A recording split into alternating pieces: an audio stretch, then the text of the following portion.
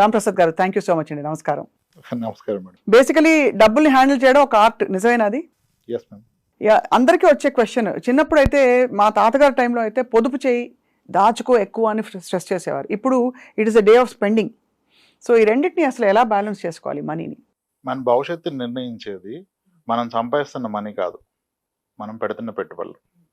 మీకు ఎంత వచ్చిందని కాదు, దాన్ని ఎలా ఇన్వెస్ట్ చేశారనేది మన ఫ్యూచర్, మన కిడ్స్ ఫ్యూచర్ని డిసైడ్ చేస్తుంది. అవును. సో ఒక ఇండివిజువల్ వ్యక్తి యొక్క లైఫ్లో ద మోస్ట్ ఇంపార్టెంట్ థింగ్ ఏంటంటే it has to be investment and protecting his family. మళ్ళీ పాయింట్ వైజ్ చెప్పండి. రిస్క్ కవర్ ఉండాలి, అవసరాలకి డబ్బులు ఉండాలి, మూడోది ఫ్యూచర్ నీడ్స్ని ఐడెంటిఫై చేయాలి, నాలుగోది బహుశా లగ్జరీస్కి ఇతరత్ర ఇప్పుడు ఇంటెలిజెన్సెస్కి కూడా కొంత బఫర్ ఉండాలి. ఒక వ్యక్తి లైఫ్లో ఎంత సంపాదించాడు ఎంత ఇంపార్టెంటో, దాంట్లో ఆయన ఎంత అనుభవించారు అనేది కూడా ఇంపార్టెంట్. అవును కదా. I see lot of people after making money, creating more assets, they still live poor and die rich. అంతే. That's the biggest disease today. Disease కదా అది యాక్చువల్లీ. అదే నిజం. ఎంత ఎక్స్పెన్సెస్ తగ్గించండి అనేది తప్పు. ఖర్చు పెట్టుకోండి, భవిష్యత్తు కూడా దాచుకోండి. అవును. ఖర్చు పెట్టడం మానేసి భవిష్యత్తు గురించి దాస్తే భవిష్యత్తులో ఇద్దరు ఉండకపోవచ్చు. కరెక్ట్. అంతే కదా. You need to have a decent life style, quality life style, travel, clothing, food, vacations, everything is need in life. It's not just saving money. Ramprasad గారు, చాలా మందికి డౌట్లు ఉంటాయి, అంటే how to make this wise decisions అని చెప్పి. So కొన్ని నేను అందరి తరఫున కొన్ని క్వశ్చన్స్ అడగబోతున్నాను మిమ్మల్ని.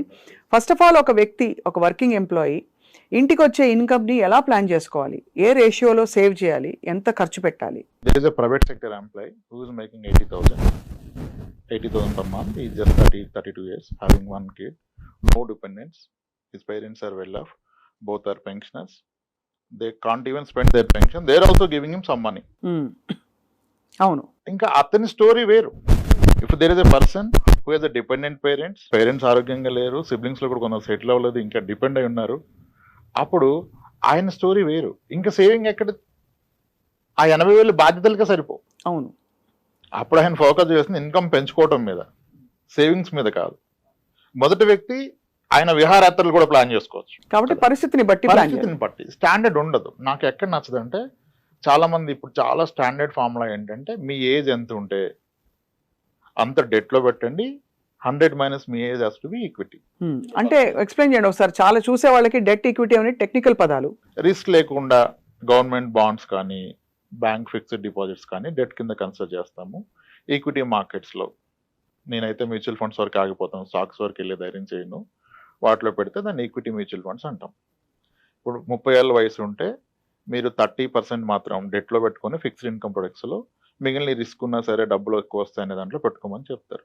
నేను అంటాను, మీకు వస్తున్న ఇన్కంలో కాదు ఈ ప్రపోర్షన్, మీ ఓవరాల్ నెట్వర్క్లో ఈ ప్రపోర్షన్ చూసుకోవాలి. మీకున్న నికర ఆస్తిలో ఇది వాడండి. కానీ అది ఎవరు వాడలేరు. ఎందుకంటే ఈ నాలెడ్జ్ వచ్చి 40 ఇయర్స్ 36 ఇయర్స్ వచ్చి, 2 కిడ్స్ వచ్చి, నేను ప్రైవేట్ సెక్టర్ ఎంప్లాయీ, నా జాబ్ ఆగిపోతుంది, తర్వాత కావాలి అని ఇన్వెస్ట్మెంట్ థాట్ వచ్చే టైంకి ఇతను ఆల్రెడీ కొన్ని చేసి ఉంటాడు. పేరెంట్స్ నుంచి కొన్ని ఆస్తులు వచ్చి ఉంటాయి. ఇప్పుడు అవన్నీ కలిపి 4 కోట్లు ఉందనుకోండి. Let us say someone is lucky enough, వాళ్ళ పేరెంట్స్ ఇచ్చారు, ఊర్లో ఒక పొలం ఇచ్చారు, ఇక్కడ 2 స్థలాలు కొన్నాడు, ఒక అపార్ట్మెంట్ కొన్నాడు, 4 కోట్లు ఉంది. ఇప్పుడు ఇతని జీతం 1 lakh ఉంది, ఇతని ఏజ్ 40. ఇప్పుడు ఇతను ఆ రూల్ ప్రకారం 40% డెట్లో పెట్టి 60% ఈక్విటీలో పెడితే, అతను అసలు పెడుతున్న అమౌంట్లో కదా, మళ్ళీ ఇది అతను మొత్తం జీతంలో కాదు కదా. అవును. అప్పుడు అసలు ఎన్నాళ్ళు పోతే ఏం సాధిస్తాడు ఈక్విటీలో? అవును. ఇప్పుడు పెడుతున్న 20,000లో మళ్ళీ 40% డెట్లో పెట్టి 12,000 ఈక్విటీలో పెడితే, 10 ఏళ్ల పాటు పెట్టినా ఆయన పెట్టింది ఎంత, వచ్చేది ఎంత, ఆ రోజుకి మన అసెట్స్ మళ్ళీ పెరుగుతాయి. అప్పుడు ఓవరాల్ ఆయనకున్న ఆస్తుల్లో చూస్తే మళ్ళీ ఈక్విటీ కాంపోనెంట్ 5% కూడా ఉండదు. కరెక్ట్. సో ఇది మీరు పెడుతున్న అమౌంట్లో కాదు, మీకున్న నికర ఆస్తికి ఈ రూల్ అప్లై చేస్తే మేబీ మీరు సేఫర్ సైడ్ ఉంటారు. నికర ఆస్తి, నెట్ వర్త్ ని ఒక వ్యక్తికి ఎలా క్యాల్కులేట్ చేయాలి? ఆస్తులు మైనస్ అప్పులు అంతే.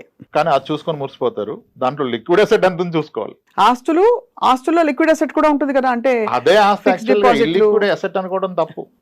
అంతే. మీ గోల్డ్ ఈజ్ లిక్విడ్, మీ బ్యాంక్ ఎఫ్డి ఈజ్ లిక్విడ్, మీ మ్యూచువల్ ఫండ్స్ ఆర్ లిక్విడ్, మీ స్టాక్ ఈజ్ లిక్విడ్. మీకున్న స్థలాలు పొలాలు లిక్విడ్ కాదు, ఇల్లిక్విడ్.